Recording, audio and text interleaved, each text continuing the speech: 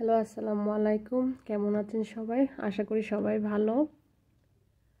তো আজকে আপনাদের সাথে আমি শেয়ার করব ফিনল্যান্ডে বাংলাদেশি পাসপোর্ট রিনিউ করতে গিয়ে আমার কি কি সমস্যার সম্মুখীন হতে হয়েছে, আর আমি কতদিনে আমার পাসপোর্ট রিনিউ করতে পারলাম, আর কতদিন লাগলো, আর কি কি সমস্যা হয়েছিল। তো প্রথম থেকে শুরু করি। প্রথমে হচ্ছে আমি আমার পুরনো পাসপোর্টটাই আমার কাছে ছিল। তো পুরনো পাসপোর্টটা আমি অনেক দিন যাবৎ খেয়াল করি নাই যে আমার পাসপোর্টে আসলে মেয়াদ আছে কি না, ওটা আমি খেয়াল করি নাই। যেহেতু দরকার পড়ে নাই সেহেতু আমি খেয়াল করি নাই। তো আমি এই সামারে হচ্ছে গিয়ে আমরা ঠিক করলাম যে একটু তুর্কিতে ঘুরতে যাব। তো সেজন্য আমরা টিকিট দেখতেছিলাম। তো সব কিছু ঠিক করার পর আমাদের টিকিটও ফাইনাল হইলো। টিকিট ফাইনাল হইলো বলতে গিয়ে আমরা এখন টিকিট কাটার জন্য তো আমাদের পাসপোর্ট লাগবে, যাবতীয় যে কাগজপত্র আছে সব কিছু লাগবে। সেজন্য আমি আমার পাসপোর্টটা বের করলাম। আমি ল্যাপটপ অন করে টিকিটও দেখে ফেলছি, ফাইনাল করে ফেলছি যে আমরা টিকিট এখন কাটবো। তো আমাদের সবার পাসপোর্টগুলো বের করলাম। সবার যেহেতু এখানকার ফিনল্যান্ডের পাসপোর্ট আর আমার শুধু বাংলাদেশি পাসপোর্ট, তো ওদের হচ্ছে এখানকার পাসপোর্টের মেয়াদ আছে। বাট যখন আমি আমার ইনফরমেশন দিতে গেলাম, তো দেখলাম যে আমার পাসপোর্টের হচ্ছে মেয়াদ শেষ, আর মাত্র হয়তো বা 1 মাস আছে, 1 মাসেরও কম সময় আছে। তারপরে দেখার পরে এখন তো আমার মাথায় টেনশন পড়ে গেল আমাদের, যে এখনই আমাদের অ্যাপ্লাই করতে হবে। মিনিমাম 1-2 মাস আগে অ্যাপ্লাই করতে হয়। তো আমরা তাড়াহুড়া করে আমি পাসপোর্টের জন্য অ্যাপ্লাই করে দিলাম। তো তো ফিনল্যান্ডে যেহেতু বাংলাদেশে অ্যাম্বাসি নাই, আমাদের যদি পাসপোর্ট করতে হয় বা কোনো কিছু পাসপোর্টজনিত কাজকর্ম করতে হয়, তাহলে আমাদেরকে সুইডেনে যেতে হয়।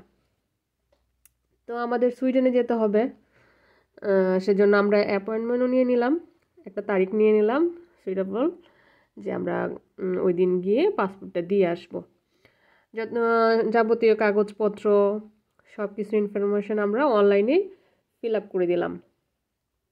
দেওয়ার পর আমরা সেগুলো ফটোকপি করে আমাদের সাথে করে নিয়ে আমরা যেদিন আমরা সুইডেনে যাব তারিখ দিয়েছিলাম, সেদিন আমরা সুইডেনে গেলাম।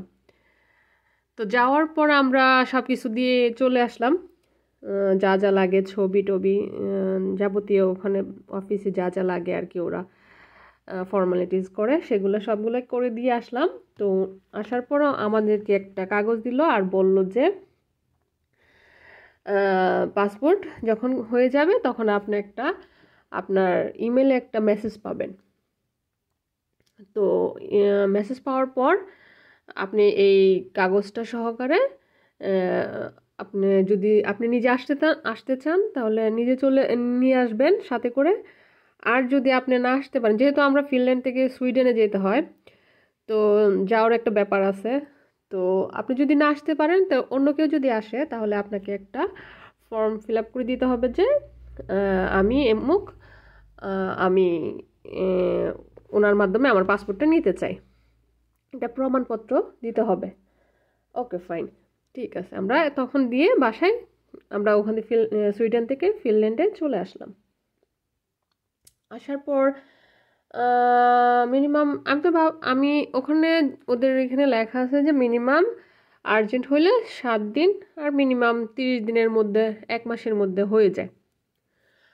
তো আমি আর এই 1 মাসের মধ্যে আসার পর 1 মাসের মধ্যে আর কোনো চেক করি নাই। 1 মাস পরে কাটাই যখন 1 মাস হয়ে গেছিল, তখন আমি ওই পাসপোর্টটা আমার ইমেল চেক করলাম। ইমেল চেক করার পরে দেখলাম যে আমার কোনো মেইল আসে নাই। তো এর মধ্যে হচ্ছে গিয়ে বাংলাদেশে আবার অনেক সমস্যা হচ্ছিল, যেহেতু এটা মাস ছিল হচ্ছে জুলাই মাসে তো বাংলাদেশে অনেক সমস্যা হয়েছে, অনেক আন্দোলন হয়েছে। যেহেতু আসতেছিল না, তো আর ভাবলাম আর কয়েকদিন অপেক্ষা করি। তো এরকম করে 5-6 দিন, 1 সপ্তাহ অপেক্ষা করার পর দেখলাম যে না, কোনো মেসেজ আসতেছে না। তখন চিন্তা করে নিলাম যে হয়তো বা বাংলাদেশে যেহেতু এত আন্দোলন হচ্ছিল বা সমস্যা হচ্ছিল, ওরা কাজটা হয়তো বা করে নাই, বা আমি যখন পাঠাইছি তখনই 1-2 সপ্তাহ পরেই তো শুরু হইলো ঝামেলা। তো আমি ভাবছি হয়তো বা ওরা কাজটা করতে পারে নাই বা একটু ডিলে হচ্ছে। তো আমি আর কয়েকদিন ওয়েট করলাম। না, আমি তো দেখি কোনো মেসেজই আসতেছে না, কোনো ইমেলই আসতেছে না। তখন আমি কি করলাম, সুইডেন এম্বাসিতে, বাংলাদেশি এম্বাসিতে ফোন দিলাম। তখন ওরা বলল যে আপনার তো 15 দিনের মধ্যেই চলে আসছে। তো আমরা বললাম 15 দিনের মধ্যে চলে আসছে, আপনারা বলছেন ইমেল পাঠাবেন, ইমেলে তো কই আমার কোনো মেসেজই আসে নাই, ইমেলে আসে নাই। তো ওরা আর কিছু বলতে পারলো না। ওরা বলছে না, আপনার তো পাসপোর্ট 15 দিন হইলো, 15 দিনের মধ্যে চলে আসছে। তো আমি বসে বসে পুরা 1.5 মাস অপেক্ষা করলাম। যদিও আমার কোনো ইমার্জেন্সি ছিল না, যে আর্জেন্ট দরকার এরকম কোনো ছিল না, সেহেতু আমার কোনো টেনশনও হচ্ছিল না আর কি। তারপর যেহেতু ওরা আমাদেরকে ফোনেও জানায় নাই যে চলে আসছে, ওদের তো আসলে এটা ইমেল করে দরকার ছিল, যে ইমেল চেক করা দরকার ছিল যে ওরা আমাকে পাঠাইছে কি না।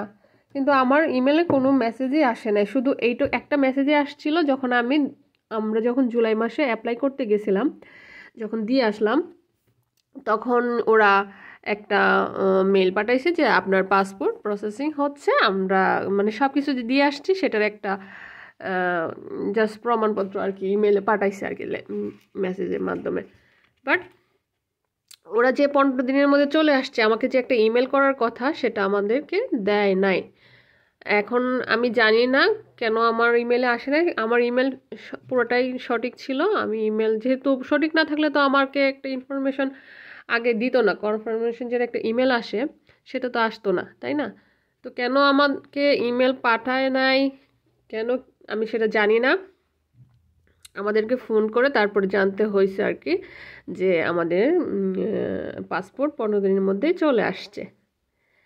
তারপর আমাদেরকে এখানে আমরা টিকিট কেটে আবার সুইডেনে গেলাম।